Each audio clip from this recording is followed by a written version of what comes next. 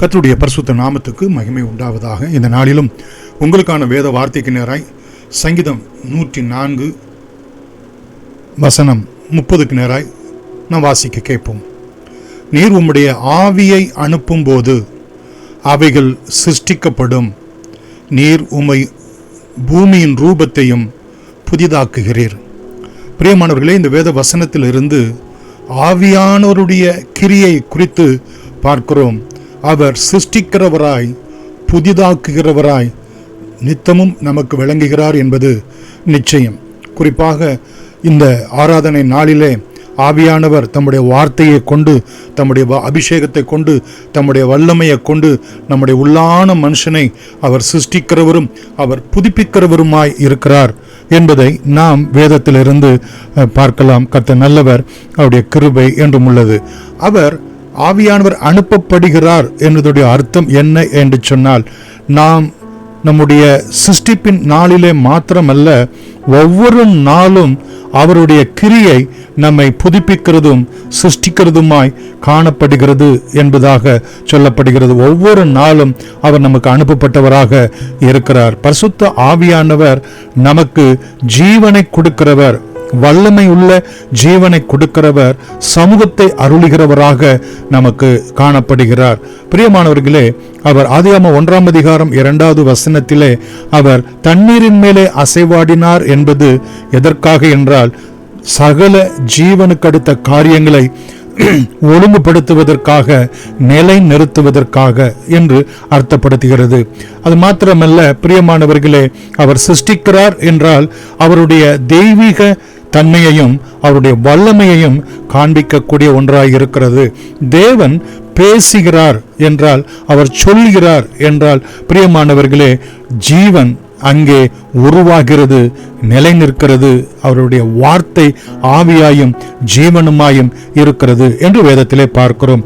அவர் பூமியின் ரூபத்தை புதிதாக்குகிறார் என்றால் ஒவ்வொரு நாளும் புதுப்பிக்கிறவராய் இருக்கிறார். பிரியமானவர்களே, அது மீட்கிறவராக, அதை பலப்படுத்துகிறவராக இருக்கிறார். நமக்கு வரக்கூடியதான எல்லா விதமான மழை காலங்கள், வெயில் காலங்கள், இப்படிப்பட்டதான சீதோஷ நிலை காலங்கள் மாறி மாறி வருகிறது எப்படியோ, அதே போல நம்முடைய ஆவிக்குரிய வாழ்க்கையிலே தேவனுடைய வாக்குத்தத்தங்கள் எல்லாம் கிறிஸ்து இயேசுவுக்குள்ளாக நமக்குள்ளே புதிதாக்குதலை, புதுப்பிக்குதலை நித்தமும் அருளுகிறதாய் பரிசுத்த ஆவியானவராய் காணப்படுகிறார். யோவான் 6ஆம் அதிகாரம் பிரியமானவர்களே 63வது வசனத்திலே நாம் பார்க்கிறோம். கர்த்தர் நல்லவர், அவருடைய கிருபை என்றும் உள்ளது. ஆவியே உயிர்ப்பிக்கிறது, மாம்சமானது ஒன்றுக்கும் உதவாது. நான் உங்களுக்கு சொல்லுகிற வசனங்கள் ஆவியாயும் ஜீவனுமாயும் இருக்கிறது.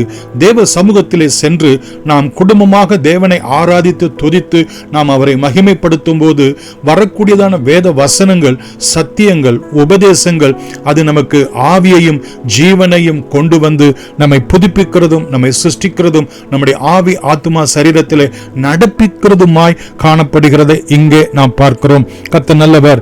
ஆதியாகமம் 2ஆம் அதிகாரம் 7வது வசனத்திலே பிரியமானவர்களே, மண்ணாய் இருந்ததான மனுஷனுக்குள்ளே தம்முடைய ஜீவ சுவாசத்தை ஊதினார், அவன் ஜீவ ஆத்துமா ஆனான் என்று நாம் பார்க்கிறோம். மாத்திரமல்ல, யோபு பிரியமானவர்களே 33ஆம் அதிகாரம் 4வது வசனத்திலே நாம் பார்க்கிறோம். கர்த்தர் நல்லவர், தேவனுடைய ஆவியானவர் என்னை உண்டாக்கினார், சர்வ வல்லவருடைய சுவாசம் எனக்கு உயிர் கொடுத்தது என்று சொல்லி அங்கே சொல்லுகிறதை பார்க்கிறோம். அது மாத்திரமல்ல, யோபு 32:8 மனுஷரில் ஒரு ஆவி உண்டு, சர்வ வல்லவருடைய சுவாசமே அவர்களை உணர்வுள்ளவர்கள் ஆக்கும்.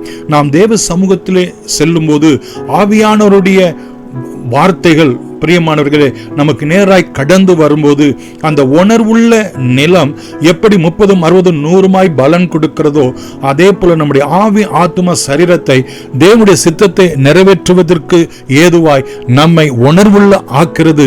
பிரியமானவர்களே, நமக்கு ஜீவனை கொடுத்த, உயிரை கொடுத்த பரிசுத்த ஆவியானவர் என்பதை நாம் மறந்துவிடக் கூடாது. எசேக்கியேலின் புத்தகம் பிரியமானவர்களே 37ஆம் அதிகாரம் மற்றும் 9, 10 வசனங்களிலே பார்க்கிறோம். அங்கே உலர்ந்த எலும்புகள் ஆவியினுடைய தீர்க்க தரிசன வார்த்தை வரும்போது பிரியமானவர்களே, அங்கே ஆவியே நீ காற்று திசை நான்கிலும் இருந்து வந்து கொலையுண்ட இவர்கள் உயிரடையும்படி இவர்கள் மேல் ஊது என்ற சொல் என்றார். பிரியமானவர்களே, எனக்கு கற்பிக்கப்பட்டபடி நான் தீர்க்க தரிசனம் உரைத்தேன். அப்பொழுது ஆவி அவர்களுக்குள் பிரவேசிக்க அவர்கள் உயிர் அடைந்து கால் ஊன்றி மகா பெரிய சேனையாய் நின்றார்கள். அதே போல இந்த உலக மாமிசம் பிசாசுக்கு அடுத்த காரியங்களிலே வாழ்க்கையிலே நாம் கடந்து வந்து தேவ சமூகத்துக்கு வரும்போது ஒரு உலர்ந்த எலும்புகளைப் போல நாம் தேவனுக்கு முன்பதாய் காணப்படும் போது, பலவீனர்களாய் காணப்படும் போது, அங்கு தீர்க்க தரிசன வார்த்தை, கர்த்தருடைய உபதேசம், ஜீவ வார்த்தைகள் நமக்கு நேராய் கடந்து வரும்போது நம்மை உயிரடைய செய்கிறது, காலூன்றி நிற்க செய்கிறது. நாம் தேவனுடைய சேனையாய் எழும்ப ஆவியானவர் நமக்கு அனுகிரகம் செய்கிறார். மாத்திரமல்ல, ஏசாயா 32 அதிகாரம் 15வது வசனத்திலே இந்த ஆவியானவர் நம்மேல் ஊற்றப்படும் போது பிரியமானவர்களை எப்படி இருக்குமாம், வனாந்தரமான நம்முடைய வாழ்க்கை, நம்முடைய வேலை ஸ்தலம், நம்முடைய பிள்ளைகளுக்கு அடுத்த எதிர்காலங்களுக்கு அடுத்த காரியங்கள் எல்லாம் வயல்வெளி ஆகும் என்றும், செழிப்பான வயல்வெளியாக வனாந்தரங்கள் மாற்றப்படும். ஆவியானவருடைய சிருஷ்டிப்பும் அவருடைய புதிதாக்கலும் நம்முடைய ஜீவியத்திலே தேவ சமூகத்திலே வசனமாய் வார்த்தையாய் கடந்து வரும்போது நம்முடைய வனாந்தரத்தை அது வயல்வெளியாய் மாற்றக்கூடிய ஒன்றாய் இருக்கிறது. ஏசாயா 65 அதிகாரம் பிரியமானவர்களே, கர்த்தர் நல்லவர், அவருடைய கிருபை என்றும் உள்ளது.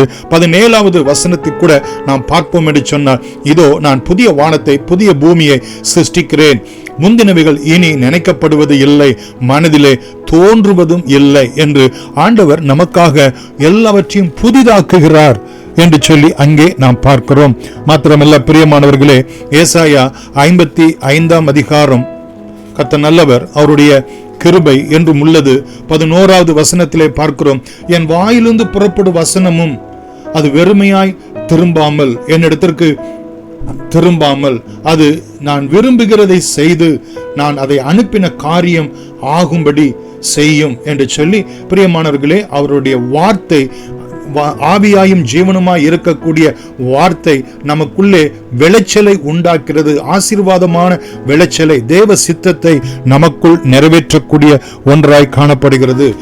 ஏசாயா 44 அதிகாரம் 3வது வசனத்திலே பார்க்கிறோம், தாகம் உள்ளவன் மேல் தண்ணீரையும் வறண்ட நிலத்தின் மேல் ஆறுகளையும் ஊற்றுவேன், உன் சந்ததியின் மேல் என் ஆவியையும் உன் சந்தானத்தின் மேல் என் ஆசீர்வாதத்தையும் ஊற்றுவேன் என்று சொல்லி ஆண்டவர் அவருடைய ஆவியானவருடைய ஆசீர்வாதம் நம்முடைய வாழ்க்கையில எப்படி உண்டாகிறது ஊற்றப்படும் போது என்று சொல்லி அங்கே நாம் பார்க்கிறோம். கர்த்தர் நல்லவர், அவருடைய கிருபை என்றும் உள்ளது. பிரியமானவர்களே, நாம் கண்களை மூடி தேவ சமூகத்திலே ஆண்டவரை நோக்கி பார்க்கலாம்.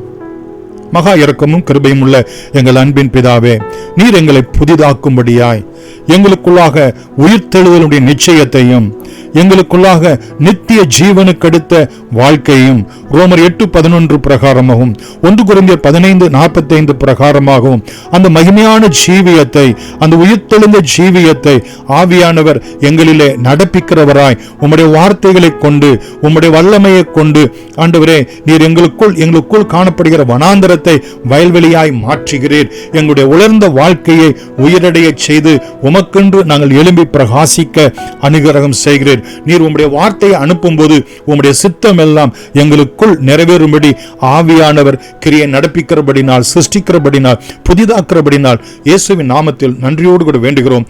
எங்கள் ஜீவனும் இரக்கமுள்ள அன்பின் பிதாவே, ஆமென். God bless you.